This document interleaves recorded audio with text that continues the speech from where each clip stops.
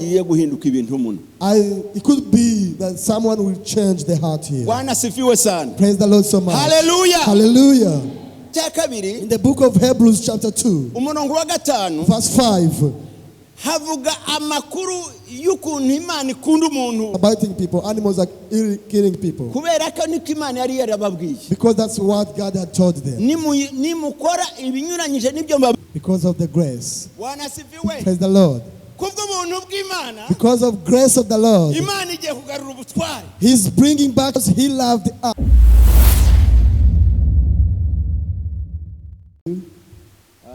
Turanezerewe kubana namwe muri uyu mwanya. We are happy to be with you in this moment. Kandi ni iby'agaciro kuba tugeze muri uyu mwanya. It's very important to be in this moment. Dufite aho turi bwige uyu munsi mu Baheburayo igice cya 2. We're going to hear in the book of Hebrews chapter 2. Umurongo wa 5 kugeza ku wa 14. Verse 5 to 14. Ariko ntabwo ariho ndi busubire gusoma. But I want to read there now. Ariko ngiye muri Matayo igice 28. I'm going to start in the book of Matthew chapter 28. Ndashaka ngo tuharebe kuko magambo ndi buze kuvuga, because the words I'm going to use afite isano n'iri jambo riri hano muri Matayo. Has a relationship in this word that is in the book of Matthew chapter 28. Umurongo ni wa 18. Matthew chapter 28 verse 18. Niba mwahabonye, if you are all there, sinzi muraja mudufasha kansabe abafite icyongereza ikinyarwanda uzi gusoma Rebecca ari hano. Is Rebecca here? Ufite ikinyarwanda? Do you have a Kinyarwanda Bible? Icyongereza icara hano.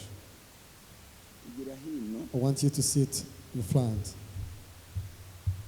Muradufasha kabisa uyu you will help us. Umuntu uzi gusoma ikinyarwanda neza ni. Who else knows how to read Kinyarwanda very well? Nanga Baraka soma icyongereza usoma ikinyarwanda. So I will ask Baraka to read. Will help us to be reading in English. Then Rebecca will be helping us to read in Kinyarwanda. Kinyarwanda ninde ufite ikinyarwanda ngampere uyu mwana azi Kinyarwanda rwose. I know she knows to read Kinyarwanda very well. Mubahe microphone kugira ngo give them microphones kugira ngo bize kudufasha, because it will help us. So nawe kanyande kuraza gufata kuko ushobora ndagenda vuba kugira ngo nihute. The reason I do this, I will be very fast. Kugira ngo nawe udufashe. I'll be very fast. That's why I will assign people to be reading for us. Nanga uriya ninde uyo Dani wewe ufite Kinyarwanda Kirundo. Then has Kirundi Bible, but I'm not used to Kirundi, so I will not use that. Reka tugende nta kibazo. But let's continue. Kanyande kwicara hano nawe uragenda ubafasha vuba vuba kugira ngo twihute. Yes. Kadusoma umurongo wa 18. Let's read that book of that verse 18 of the book of Nuko Yesu arabegera avugana nabo ati nahawe ubutware bwose mwijuru no mwisi. Amen. Amen. And Jesus came and said to them, all authority in heaven and on earth has been given to me. Amen. We go in the book of Revelation. Revelation chapter 1.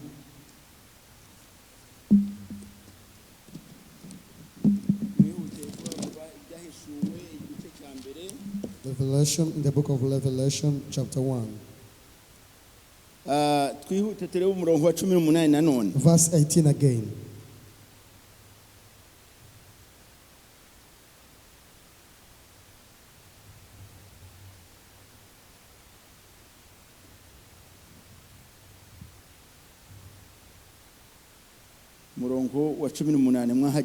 Are you there? Revelation chapter 1 verse 18.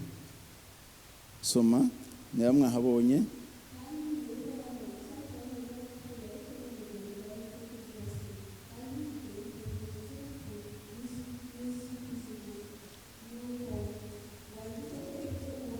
rekeraho wa ni umurongo umwe gusa niwo nshaka. Kandi nduhoraho niko yavuze. And say, and I'm a living one. Kandi nduhoraho. And I'm the living one. Icyakora. But nari narapfuye. I had died. Ariko none dore. But now mboraho ibihe byose cyangwa iteka ryose. I'm living forever. Amen. Amen. Kadusenge. Let's pray. Ndagushimiye Imana yacu kuko aba bantu bose bari hano. Ni wewe uzi urugero rwabo, ni wewe uzi imitekerereze yabo, ni wewe uzi urwego bagezemo mu kukwizera no kugushaka no kugukunda.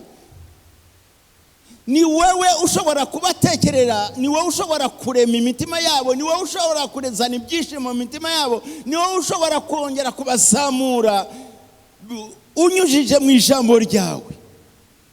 Ngwino Mwami Imana yacu, Mana ishobora byose, ngwino bafashe ari abangaba badukurikiye uyu mwanya n'abatari hano bazadukurikira, ari abo mu Burayi, ari abo muri Canada ndetse no muri Afrika. Mana uzabafashe kandi uzabazamure mu buryo bwo kwizera binyure mu ijambo ryawe. Yona yavuze buke ariko kubera ryari ijambo ryawe ryakwiriye hose. Yohana yavuze buke ariko mu butayu rirakwira ndetse rigera no kuba Abafarisayo. Uyu munsi wa none ijambo ryawe ribe rifite imbaraga, rikwire hose, abantu bose bakwemeye bagukunde bagusange bemere ko bibarwa nawe uri umutware. Ni mu izina rya Yesu tubisabyemo. Amen. Amen. Amen. Amen. Ndi kumwe namwe uyu munsi rero. I'm here in front of you. Sinzi icyo Imana igiye gukora, kanongere nsubire muri rya jambo navuze. I do not know what God is going to do in this moment. Hari igihe nababwiye ngo ndi gutegura ndi kuja muri Canada, ndavuga ngo hari icyo Imana igiye gukora. Remember when I told you when I was preparing to go to Canada, I told people that I do not know what God is going to do. Nsiga mbabwiye hano ngeze no muri Canada ndababwiye sinzi icyo Imana igiye gukora. I told you before I left, and I told people that I found in Canada the same word, that I do not know what God is going to do. Mukubwiriza ikirema kirahaguruka. When I was preaching, the lamb got healed. None n'uyu munsi, and today niko byanagenze n'ukuri. That's how it was. Munkurikire neza mwumve Please amagambo. follow me, pay attention. Narateguye. I prepared. Aha hantu ndahasoma ariko mba mu gicuku birananira neza numva nta cyerekezo. I prepared in this book, but it was like I could not really understand very well. Mbwira Imana ati mpindurira rero. And I told God, please nyemerera change for me. unshakira ahandi hantu abantu urabazi. I told God, please give me another chapter that I can lead and explain very well. Imana igeze ahira byanga. And God did not respond to that. Yemera ahandi nari ndi gusoma. God continued forcing me to continue where I was preparing.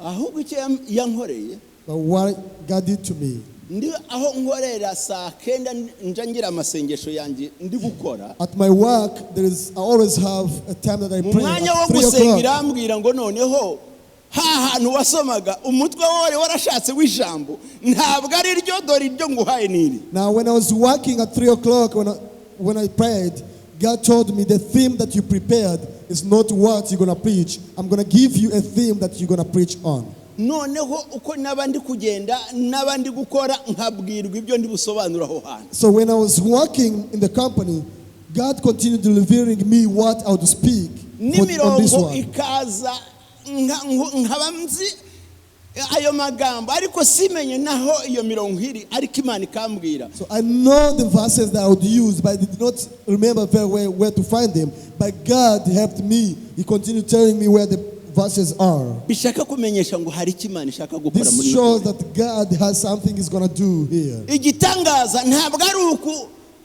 kugenda kw'ikirema ahubwo no guhinduka mu mutima ni igitangaza. The miracle is not the lamb that got healed. The miracle is when people are changing their hearts. Birashoboka ko hagiye guhinduka ibintu muno. It could be that someone will change their heart here. Bwana sifiwe sana. Praise the Lord so much. Hallelujah. Hallelujah. mu baheburayo igice cya kabiri In the book of Hebrews chapter 2, umurongo wa 5 verse 5, havuga amakuru y'ukuntu Imana ikunda umuntu says there are words that shows how God loves a human being. kandi yamuhaye n'agaciro And he gave him value. kubera ko mu ntangiriro Imana yaravuze ngo tureme umuntu asa natwe, Because in the book of Genesis, God said, let's create a man so that he can have our own image. kandi ategeke ibiri mu isi, So that he can control everything, all the creatures. kandi yimenyereze ibyo naremye. And so that he can be familiar to everything that I created. hanyuma iramubwira ngo ubyare wororoke. And God told him, give birth and fill the world. Imana rero ijambo yampaye turi bugendereho ni ukuvuga ngo ubutware. So the theme that God gave me today, so that the one that I want to preach on, is about authority. Ubutware bwiza. The good authority. Bwana asifiwe sana. Praise the Lord. Ubutware bwiza Good authority. nibwo turi bugendereho cyane. That's what we're going to preach on. Imana yarahaye uyu mugabo ubutware Remember, God gave him authority ngategeka isi, so that he can control all the ariko world. ntabwo ariko But byagenze. that's not how it became. Iyo usomye ku murongo wa 5 If you read in the chapter, in the ukagera ku murongo verse wa 5 to 8, verse 8, ndashaka kwihuta cyane. I'll move very fast. Ntabwo ubwo butware Adamu yabukoresheje cyangwa se ngagira icyo akora. Adam did not use the authority that God gave him. Ni yihe mpamvu yatumye ubwo butware butagenda neza? Why that Adam did not use the authority? Satani yaraseye ijambo ry'Imana yari yavuze ngo utegeke. Satani yinjiza icyaha. The devil brought sin so that Adam could not move with this authority. Ubutegetsi bwatakajwe nuko abantu bagiye hanze y'ijambo ryayo. The authority got lost because people went out of the word. Kuva icyo gihe ntabwo ushobora kubona yuko Adamu ategeka, ntabwo yigeze From gutegeka. then, Adam did not continue to use the authority. Kubera urasanga n'inyamaswa zirya abantu, inzoka zirya abantu, ingwe zikarya abantu, urupfu ruragwira. The very good example you will find, the animals that he was supposed to rule or control, they're the ones that are biting people. Snakes are biting people. Animals are killing people. Kubera ko niko Imana yari yarababwiye. Because that's what God had told them. Nimukora ibinyuranyije n'ibyo mbabwiye no gupfa muza. God told them, if you do not do what I told you, you will even die. Imana ishimwe cyane. Praise the Lord. Bigeze nyuma rero urubyaro rwose rwa Adamu rwinjira mu byaha. Now all the descendants of Adam fell within sin. Usomye mu Baroma igice cya 3:23. If you read in the book of Romans chapter 3 verse 23, ariko aravuze nk'uko bose bakoze ibyaha ntibashikira it ubwiza says, bw'Imana. because all of them got sin, they did not get the righteousness of Nta the muntu Lord. waba uri gukora ibyaha ngo hanyuma aje mu butegetsi bw'Imana gategeke ngazane ubutegetsi bwiza mu You bikunde can't be ntibibaho. moving sins and you claim to have the authority of God. Amen. Amen. Muri kunyumva neza? Are we together?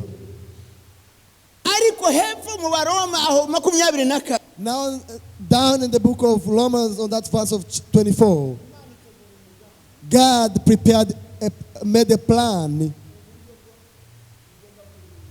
how He will change everything so that He can fulfill His word.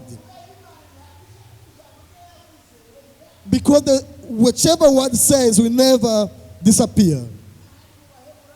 Now we come in the book of Hebrews. Now I'm on the verse 9. Praise the Lord.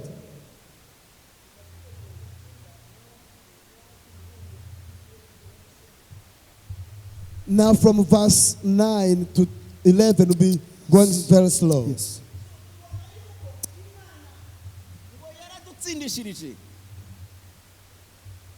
So we see that God defeated for us. Musome mu ahandi twari turi kuvuga hariya mu baheburayo igice cya 9 igice cya 9 In the book of Hebrews chapter 2 verse 8.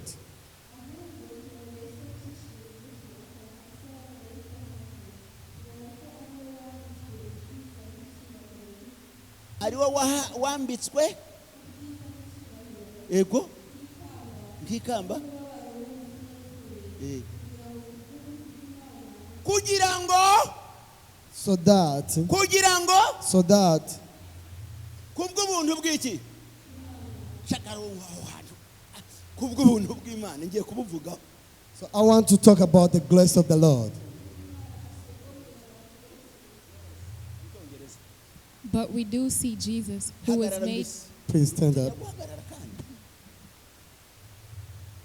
But we do see Jesus, who was made lower than the angels for a little while, now crowded with glory and honor because he suffered death, so that the glory of God he might test death for everyone. Because of Grace. the grace. Grace. Because of the grace. Bwana asifiwe. Praise the Lord. Kubw'ubuntu bw'Imana Because of grace of the Lord, Imana igiye kugarura ubutware He's bringing back His bwa authority. bundi bwanyazwe That authority that had bwa bundi disappeared.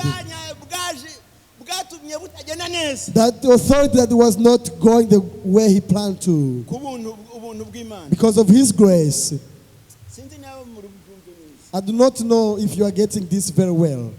Uyu muntu nguhaye iki gitabo ariko utokunyishura. I'm giving you this book, but do not pay me. What is this? Nubu This is grace. ntabwo anyishuye. I'm not paying back. I was just given. Bwana asifiwe. Praise the Lord. So ndashaka kuvuga ngo kubw'ubuntu. Because of the grace, So abantu bavuga ubuntu abantu kubw'ubuntu bw'Imana people talk about grace, neza insobanuro y'ubwo but people do not bw'Imana. understand the meaning of the grace. Ariko Bibiliya irabivuga. But the neza. Bible says it. Uretse imitwe yacu no gushaka ubusobanuzi ariko Bibiliya yo yonyine irisobanura. The Bible itself explains about this grace. Ni ukuvuga ngo abantu bamaze gukora ibyaha When people had sinned, bose all of them, Imana yahagaze ku ijambo ryayo. God stood in His word. Iravuga ngo nahaye umuntu He said, I gave a human being ubutware. authority, None ubwo butware and this authority, bugomba kunagaruka. it has to be fulfilled. None ibyaha bimaze kugwira. Because sin had filled the So world, yatanze impongano. He gave a payment. Impongano. A payment.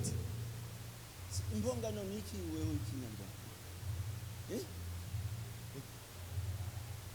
Impongano bega mu bakongomani. Let me use an example so that you can Nukuvuga understand ngo this. uramutse ufite urubanza. Let's say if you have a case at home back in Congo. I don't know if I have some money here with me.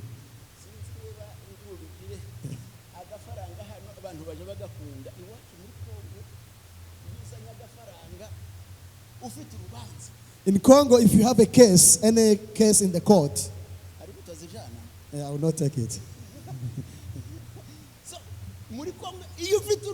In Congo, if you have a case in the court, and you know that you will not win the case,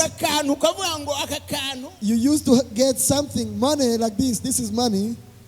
Amen. Now, this money would talk on your behalf. So nakera abantu baja gutamba ibitambo bagatanga ibitambo by'impongano kubw'ibyaha byabo. Mu yandi magambo iriya mpongano kwari ugucubya umujinya, kwari ugucubya urubanza ruriho. Even in the Old Testament, people sinned and they gave sacrifice. This sacrifice was to reduce the anger of God. So Imana yari yagize uburakari n'umujinya. God was angry Kubera ibyaha bigwiriye because of the sins of people. Ushaka kubimenya n'igihe cya Nowa ngo Imana yicujije icyatumye irema umuntu. Even the book of Noah, in the time of Noah, God regretted why He created the human being. Nuko ibyaha byagendaga bigwira. It's because our sins were piling and piling. Igihe cya Sodomu na Gomora. In the time of Sodom and Gomorrah. Ariko Imana ibona ko igihe gigeze. But God said this is the right time. Itanga Yesu Kristo He kuba gave impongano. Jesus Christ to be a payment. reka tubyumve neza I want you to understand ninsobanura this. ntago muri bubyumve If I explain it very, ariko reka turebe Bibiliya idusobanurire if I explain, you won't get it. Let's go in the book of John so that I can explain this. Yohana John, the Gospel of John. nkunda kwigisha mvuga imirongo mu mutwe kandi niko nje nyimbihabwa gutyo. I normally use verses Yohana ya mbere igice of 1 John igice cya 4 umurongo wa 10. Bwana sifiwe. 1 John chapter 4 verse 10. Muraza kuhumva makuru meza. You will get the good news here. Muri In this word, in this word, that's where love is. Ego.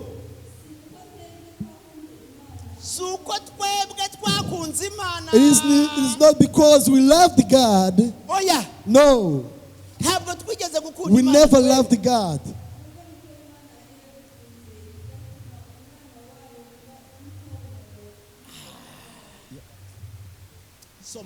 Can you read that in English, please? God sent His Son because He loved us. Let's read that in the book of John. 1 John chapter 4 verse 10. This is love, not that we loved God, but that He loved us and sent His Son as an atoning sacrifice for our sins.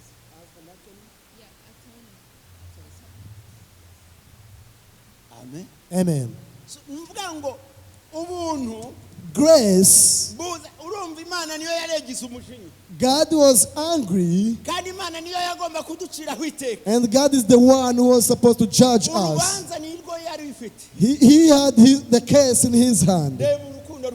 But look at the love of God. We sinned against Him, but because He loves human beings, and He made human being in His image, He said, I will not leave them like that. I will not leave the human being I made.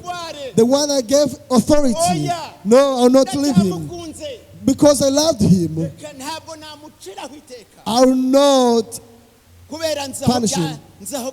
Because I know where he fell short. He sent Jesus to be an atoning sacrifice. That is where grace comes from. There's nothing we gave so that Jesus can come, so that He can redeem us. Praise the Lord. When Jesus came, when He tasted death, when He died and resurrected, He declared Himself. He said, I was given authority. I was given authority in heaven and on earth. If Adam was given this authority, but me, I came with the authority from heven and on earth. In the book of Revelation says, I was given the key for death and on the hell. That Satan will never intimidate my people. Will not intimidate them with sin, with death. Praise the Lord. We are talking about death. This is not the death that you are seeing now. But the death that the Bible says is the second death. Praise the Lord. You will see that in the book of Revelation 22. I will not read it there because we are out of time.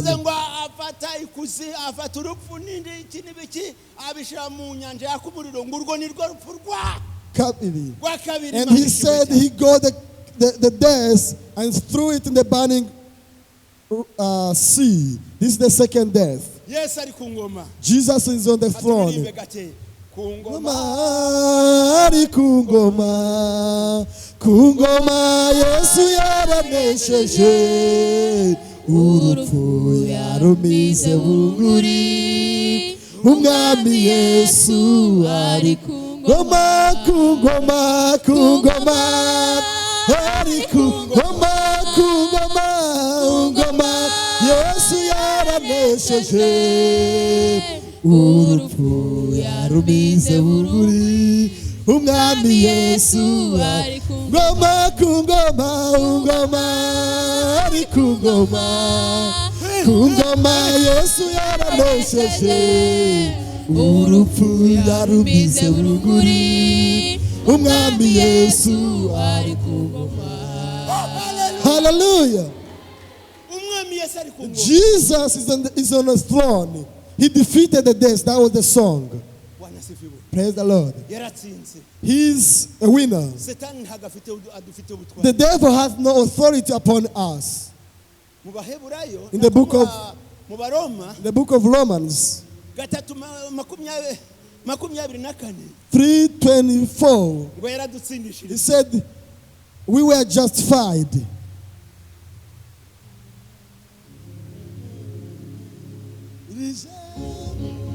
Ubudi umutsinzi inara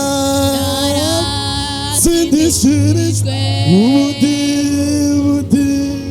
umutsinzi sinkiri umunyamahanga nahinduwe uwatoranyijwe. We were justified. We no longer have a case because Jesus is a winner. Amen. Amen. When you're in this world, remember that your home is in heaven. We will reach there because of believing Jesus Christ. Amen. Amen. Authority. Authority in this world is given by elections. Amen. Amen. In this world, people get authority because they have fought wars. But Jesus took authority without fighting, without any gun. He used the authority that he was given by the Father in heaven. Praise the Lord. Let me tell you this. People has technology that is too high. They even make robots, like your brother says. Robots are doing different things. But when I see all this technology, they have not reached at the technology of defeating the death. No, nobody has defeated death.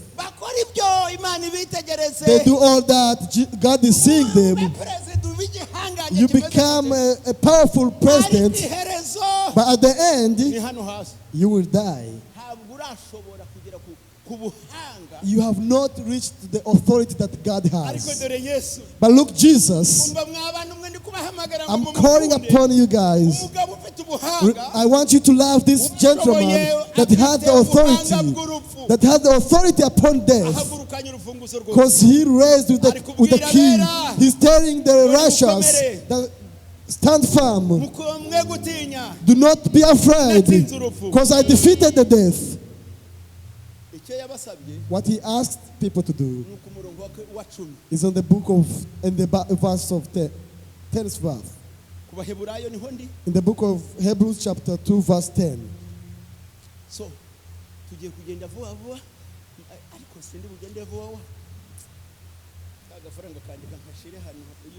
let me keep my money so that I cannot forget it here.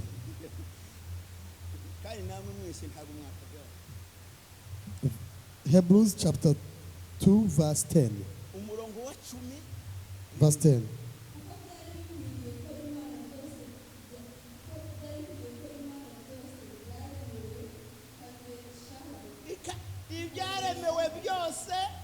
All the creations, he was to make them alive. We were not made to die. We are not created to die. We are created to live. nzabaho. Tell your friend that I will live. Ndiho kandi nzabaho. I'm living and I will continue living Kubera ijambo ry'Imana. because of the word of God. Amen. Amen. Kuba uriho rero hari icyo Imana igushakaho. Umviriza. As you're living, there's something that God wants you to do. Genda kuri uwo murongo wa hari akantu ngene ngo mucahe akarongo. Amen. Umva rekeraho.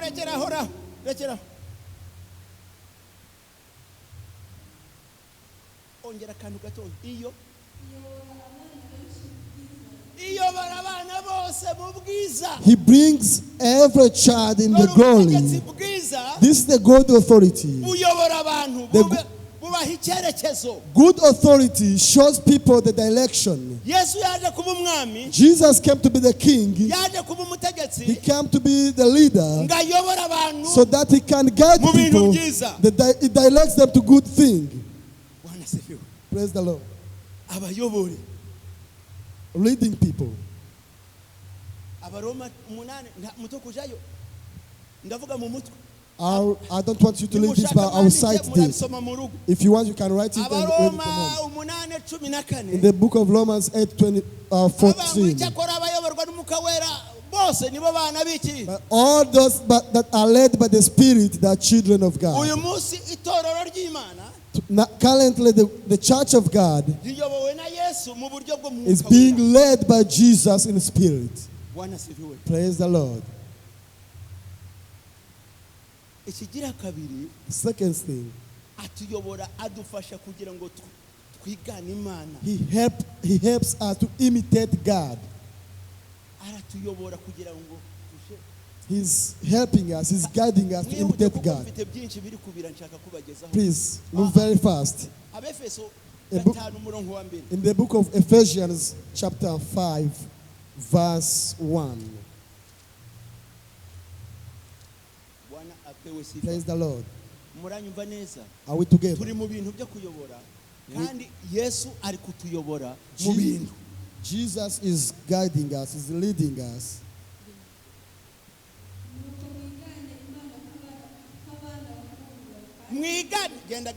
Please go slowly.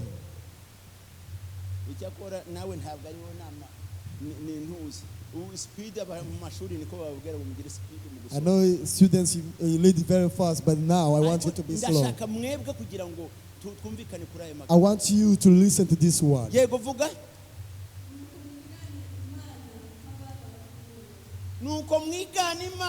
Therefore, be imitators of God, beloved.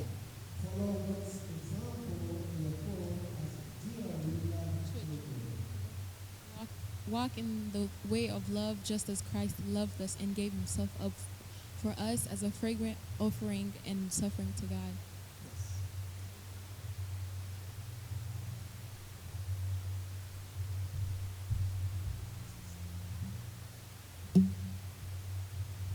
So, I want you to imitate God. Jesus guides us so that we can imitate God. Why does God clarify on this? There are two things. God is merciful. Praise the Lord. God is merciful. And God is love. So, you see, currently in the world, people are not merciful. But as children of God, we need to be merciful. Second thing, we need to have love. Because there's no love in this world. Amen. Amen. Let me move fast so that we can conclude. Time has gone.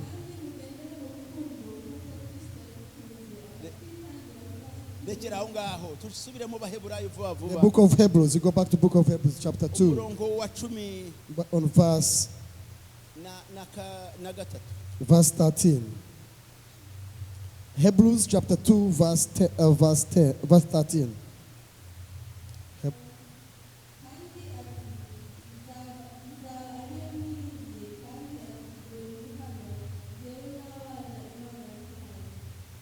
And again, I will put my trust in him. And again, he says, reka nsubire ku murongo 11 mumbabarire hariya 11. Let's go back on verse 11. aba nguko uweza n'abezwa bose bakomotse kuri imwe kandi ihute vuba For he vuba. who sanctifies and those who are sanctified all have one source. kandi afatanya hepfo hari avuga ngo nicyo kizatuma ntagira isoni zo kutabita bene data. That's why he said, that's why I continue not being ashamed of calling you my beloved. hepfo kandi akavuga ngo dore ndi hano kandi dore abana wampaye. And he said on that verse 13, he says, I'm here and my children that you gave me. ayo magambo ane Those 4 words, uyakubiye ahantu hamwe if you combine them together, bigaragara ngo is showing ni Imana itagira ivangura, that God does not make ni divisions. Imana y'amahoro. The God of peace. ntabwo ari Imana yo kuvuga ngo nuvuga ngo ntihakiri umuyuda cyangwa umugiriki, There's no Jew and a Gentile. ahubwo twese turi abana b'Imana Because we are all children of twejejwe God. n'Imana. We were sanctified by God. Amen. Amen. So ni ukuvuga ngo iyo twimbitse mu ndani When you continue going deep, ukaja mu kwimbika neza, when you go deep, urasanga haba ngo iyeza he said, n'abezwa he who sanctifies and those who sanctified, so bakomotse kuri imwe. they all have one Kuba source. kwihuta reka nsome muto gusoma mwandike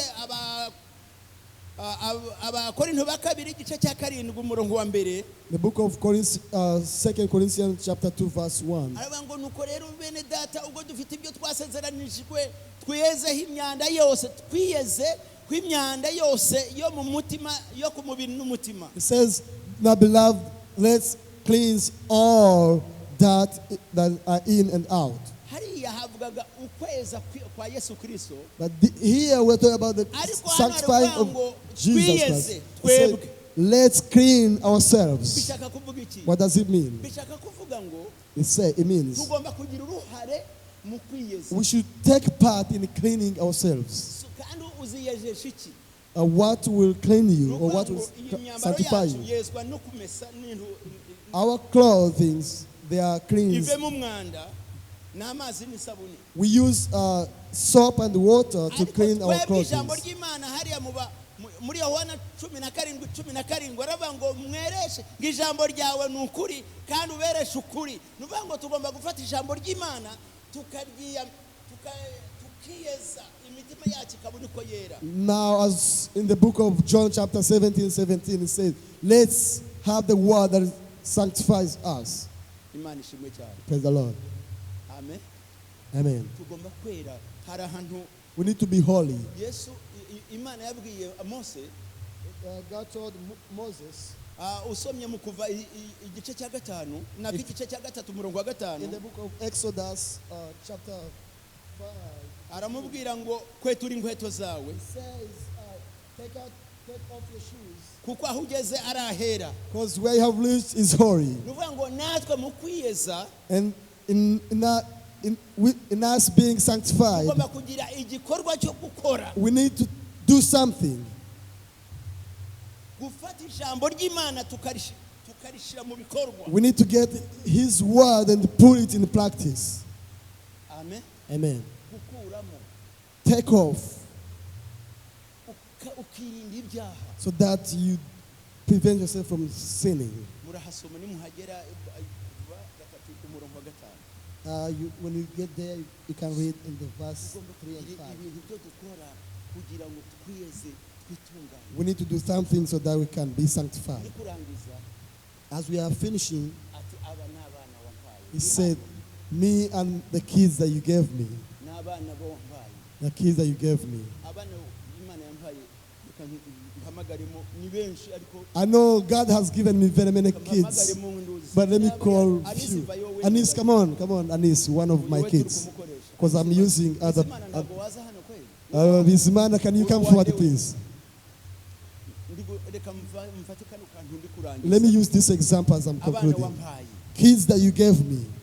njyewe ndi umutware Me, I'm the leader wo kuyobora urugo rwanjye, to lead my family, abana banjye. my kids. Ni ukuvuga ngo abana bagenda nk'uko se abayoboye. Now, kids have to follow the leadership of the father. Turi abana b'Imana, We are children of God. tugomba gusa na We data. need to imitate God. Nicyo mbahamagariye ni iki. Why have I brought you here? So undebye ukareba n'uyu mukobwa, If you see me and see this lady here, harimo ishusho yanjye. do you see my image? Katuje hano hirya baturebe neza. Let's go there so that people can see. Kugira ngo ntago abazi. Muravukana kandi ukanabafotora. So kamera iri kureba hariya bazadukurikira kuri kamera. I know people will follow us on Nukuvuga camera. ngo ishusho yanje iri muri Anisi, iri muri uyu nguyu. Nuvuga ngo nubwo nsize abandi bana so kuvanga abangaba nibo bafite ishusho yanje gusa. I know I have left others because they're doing some other things. Now, the image that is in me, it is in Anis as it is in Bismana. So ariko icyo nshaka kuvuga ngo gusa n'Imana, But what I want to show you to resemble God ni ugukurikiza amabwiriza y'Imana. is to follow His instructions. Aba bana badagiye mu mabwiriza yanje, If they cannot follow these children, if they cannot follow my children, ku shusho gusa, they just have my image, ariko mu bikorwa tudahuje. but in practice they are not doing the Imana same. ishaka rero ni But what does God want niba us to turi do? abana b'Imana, If you are genuine children of dukwiye God, gusa n'Imana, we need to resemble Him, kandi tukagira imikorere imeze nk'iy'Imana. and we need to imitate Him. Muranyumvishe neza iri Are we jisho? together? Amen. Amen. Niba Imana ibuzanye ubujura uyakiba, aracyari umwana w'Imana. So if God doesn't want people to steal and you go to steal, are you now a child of God? Niba Imana yanga ubusambanyi uyakaje mu busambanyi, If God doesn't like adultery and you commit adultery, are you a child of God? bakorana baracyari abana b'Imana. Are you now children of God? Muje kwicara. Go see it. Reka dusoze tuvuga ngo Let's conclude in this way. Imana ni umutegetsi wacu, God is our cyangwa Yesu leader. Kristo ni umutegetsi wacu, Jesus is our leader, kandi aratuyobora and He's guiding us, atuganisha mu bwiza, taking us to glory. aratuyobora atugeza mu bwami bwo mu He's ijuru. taking us, He's guiding us to His kingdom. Ikidusaba All we need to do ni ukumera nkawe, is to imitate Him tukagira urukundo so that we can have love kandi tukababarira, and to be merciful. kandi ikigeretsaho ukamenya And on neza top yuko of that, wababariwe you ibyaha need to byose. know that you are Nta justified, rubanza ugifitwe, that you are no longer condemned, kandi and tukwiriye gusa n'Imana mu bikorwa we byacu need to byose. imitate God in everything we do. Murakoze kunyumva. Thank you so much for Imana listening to y'umwijuru me. ibane namwe. May God bless Imana you. ibahe umugisha. May God bless you. Hariho abundantly. uwanyuranyije n'ubushake bw'Imana, Is there anybody that has gone besides what God wants akaba him to atemera do? ubuyobozi bwa Yesu Kristo? And maybe you have rejected His leadership. Urahari? Are you there? Kuko uyu mwanya ntitwawutambuka. Because I cannot I cannot leave this moment. Ukeneye guhinduka mu buzima bwawe bwa Do buri you munsi. need to have a changed life? Uhagarare dusenga. If you are there, please raise up and Utambuke. stand up and we pray for Hari you. ukuntu abakeneye kwihana baze hano, There are people that need to repent, they need to come here. abakeneye gusengerwa ku burwayi baje hano. And people who need to be prayed because of sickness to come over Ndamanutse here. rero vuba vuba. Go, Ibindi ndababwira coming down. ibyabaye inyuma. Abashaka kwihana nibaza. If there are people that need to repent, to go on this side. Yarangije nk'uko Imana yabimbwiye 'Cause kandi yaganiririye. I'm doing what God told Abashaka me to do. gusengerwa ku burwayi, yewe nubwo waba ufite n'inda ari n'iy'ukwezi kumwe nawe uri umurwayi je hariya. Please, if you are even pregnant Waba of 1 ufite month, ushaka come kwihana forward. jya muri kuno We kuboko. need to pray for you. But if you need to repent, go on this side. Hari impamvu nshaka kubabwira, I'll tell you this. hari muri no torero cyangwa se sinzi niba ari hehe n'abazadukurikira, yemwe hari abantu bafite inda imeze nk'uy'urushwima, nabibonye n'injoro. Nuvuga ngo urushwima sinzi urushwima cy'ikinyarwanda nanga ntabwo umwijima mbega iyo inda ikajya kubyimba nabonye abantu oya inda y'intuza imeze gutya noneho mbibonye ndasobanuza ibi bintu ibiki kuko yari iri gukururuka yari nkuko umugabo iri gukururuka noneho ndasobanuza ibi ni ibiki ngo n'abantu bafite ibintu byabananiye kuvaho bakavuga ngo inda yarabananiye. When I was praying, God showed me someone that had a belly that was enlarging.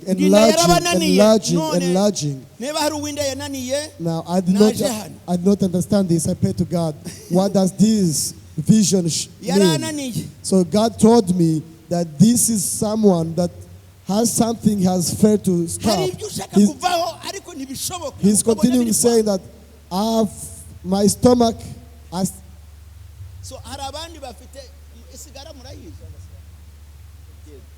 So in this vision, I saw someone who was having a belly that was enlarging, keep enlarging.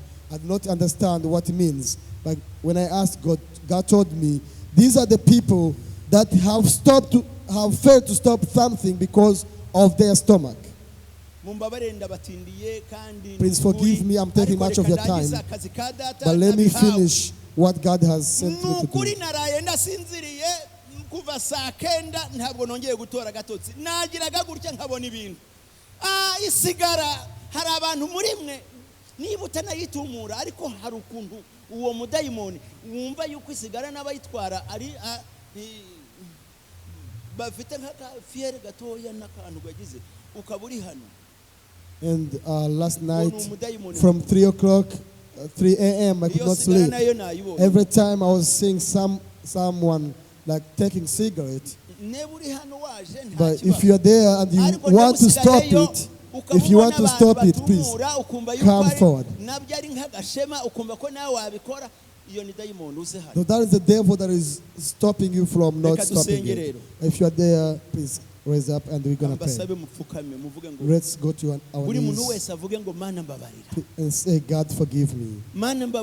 Say, God forgive me for all this. I don't know what you do. mbega iyi ndwara yambere hakaramata ibi nibi utanga imibabaro yawe imbere y'Imana apana njeho kumbwira vubwira Imana reba ngo naravuwe ariko byarananiranye nanyoye imiti ya kinyarwanda nanyoye imiti yo mwirwariro baragerageje byarananiranye wowe ubwawe shakisha Imana bwira Imana ngo uri Imana ishobora byose uri Imana itananirwa ikintu cyose vuga. These people on the right hand, please, I do not want you to tell me what is bringing you here, but tell God that God, I've suffered for long. This disease, I've taken all medication. It did not help me, but I'm here now so that you can help me. Thank you, Lord, for these people. Be glorified, Jesus. These people that have changed their hearts and their minds. Whatever they have failed to stop, Lord, may you help them. You are the leader. May you guide them in your glory so that they can be justified in front of you. You say you are here, and all these people here are your children. Lord, bring them back to you so that they can go back to the foundation, so that they can be justified. Be praised, Lord. Thank you, Jesus. Thank you, Lord. Thank you, Lord. I show you these people. They have suffered for long. They have suffered for long. Their bodies are not well. They are sick. They sought for the help. They sought for the comfort. They sought for healing, but they could not get it. Hello. They could not get anything. But we know you're the God that heals. You're the God that heals. Whatever is unstoppable, Lord, you can do it. Lord, may you show yourself as God. May you heal them in your name, of God. I pray for them so that they can be healed by you. One day, they can give testimony that there is God that heals. Thank you, Lord. In the name of Jesus Christ, we believe and pray. Amen. Amen. ndagushimiye mwami Yesu kubw'ijambo ryawe urihire mu mitima y'abaryumvishe kandi n'abadukurikiye bose mwami Yesu uzabafashisha ijambo ryawe kandi uzababera umutware uzababera umuyobozi kandi bemere kugengwa nawe no gufashwa nawe ni mu izina rya Yesu Kristo tubisabyemo amen.